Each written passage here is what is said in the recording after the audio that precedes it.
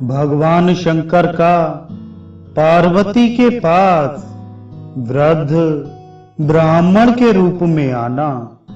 मुनिवर महातपा कहते हैं, हिमवान के घर में परम सुंदर रूप से सुशोभित होकर मां गौरी अवतीर्ण हुई कि फिर भगवान रुद्र ही मुझे पति रूप से प्राप्त हों।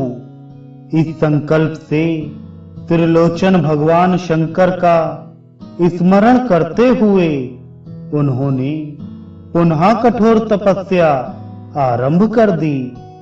इस प्रकार जब गिरिराज हिमालय पर दीर्घ काल तक तप द्वारा उन्होंने आराधना की, तब ब्राह्मण का वेश धारण करके भगवान शिव वहां पधारे। उस समय उनका वृद्ध शरीर था और सभी अंग शिथिल हो रहे थे। साथ ही वे पग पग पर गिरते पड़ते चल रहे थे। बड़ी कठिनाई से वे पार्वती के पास पहुंचकर बोले, भद्रे, मैं अत्यंत भूखा ब्राह्मण हूं, मुझे कुछ खाने योग्य पदार्थ दो। उनके इस प्रकार कहने पर परम कल्याणमयी शैलेंद्र नंदिनी उमा ने उन ब्राह्मण से कहा, विप्रवर, मैं आपको भोजनार्थ फल आदि पदार्थ दे रही हूं। आप यथाशीघ्र स्नान कर इच्छा अनुसार उन्हें ग्रहण करें। उनके यूं कहने पर वे ब्राह्मण देवता पास में ही बहती हुई गंगा के जल में स्नान करने के लिए उतरे। उन ब्राह्मण वेशधारी शिव ने स्नान करते समय ही स्वयं माया स्वरूप एक भयंकर मकर का रूप धारण कर अपना ब्राह्मण रूप का पैर पकड़ लिया। फिर पार्वती को यह सब लीला दिखाते हुए कहने लगे, दौड़ो दौड़ो, मैं भारी विपत्ति में पड़ गया हूं। इस मकर से तुम मेरे प्राणों की रक्षा करो और जब तक इसके द्वारा मैं नष्ट भ्रष्ट नहीं कर दिया जाता, तभी तक मुझे बचा लो।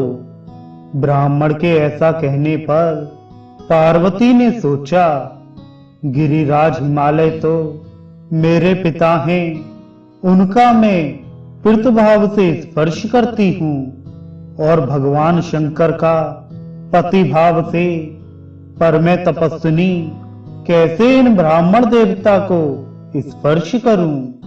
परंतु इस समय जल में ग्रह द्वारा पकड़े जाने पर भी यदि मैं इन्हें बाहर नहीं खींचती तो निसंदेह मुझे ब्रह्म हत्या का दोष लगेगा।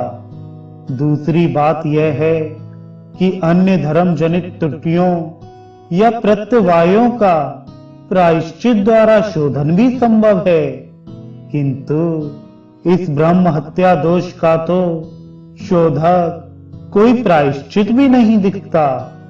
इस प्रकार मन ही मन कहे वे तुरंत दौड़कर वहां पहुंच गईं और हाथ से पकड़कर ब्राह्मण को जल से बाहर खींचने लगी।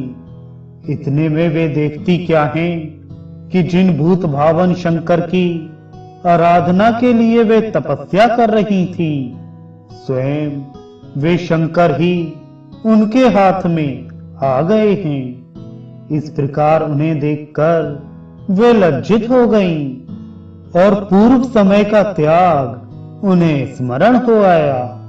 अत्यंत लज्जा के कारण उन परम सुंदरी उमा के मुख से भगवान शंकर के प्रति कोई वचन नहीं निकल रहा था। वे बिल्कुल मौन हो गईं। इस पर भगवान रुद्र मुस्कुराते हुए कहने लगे, भद्रे, तुम मेरा हाथ पकड़ चुकी हो, फिर मेरा त्याग करना तुम्हारे लिए उपयुक्त नहीं है। कल्याणी, तुम यदि मेरा पाणी ग्रहण निष्फल कर दोगी तो मुझे अब अपने भोजन के लिए ब्रह्मपुत्री सरस्वती से कहना पड़ेगा। यह उपहास की परंपरा आगे ना बढ़े, ऐसा सोचकर कुछ लज्जित सी हुई पार्वती कहने लगी, देवाधिदेव महेश्वर, आप तीनों लोकों के स्वामी हैं। आपको पाने के लिए मेरा यह प्रयत्न था। पूर्व जन्म में भी आप ही मेरे पतिदेव थे, इस जन्म में भी आप ही मेरे पति होंगे, कोई दूसरा नहीं। किंतु अभी मेरे संरक्षक पिता पर्वतराज हिमालय हैं। अब मैं उनके पास जाती हूँ। उन्हें जताकर आप विधि पूर्वक मेरा पाणी ग्रहण करें।